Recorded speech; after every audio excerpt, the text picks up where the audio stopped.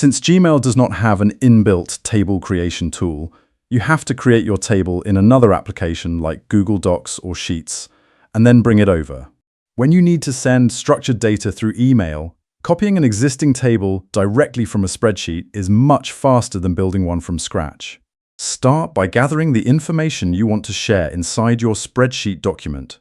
Before you begin, make sure your data is organized into clear rows and columns so the formatting transfers correctly.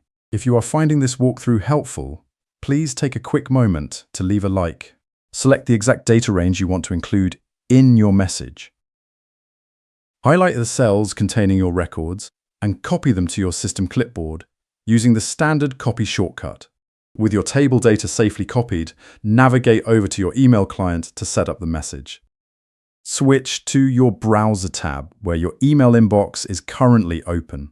Open a new Message Compose window to start drafting your email.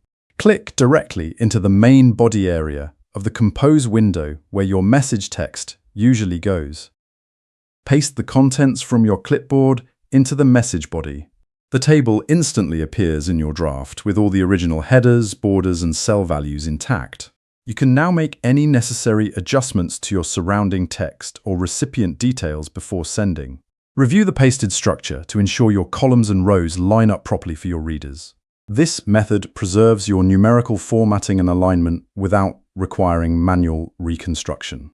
Keep in mind that very wide spreadsheets might require horizontal scrolling within the email body. Once you confirm everything looks right, your message is ready to be delivered. You have now successfully transferred a complete spreadsheet table directly into your email draft. Thank you for watching this guide, and be sure to subscribe for more helpful workflow tips.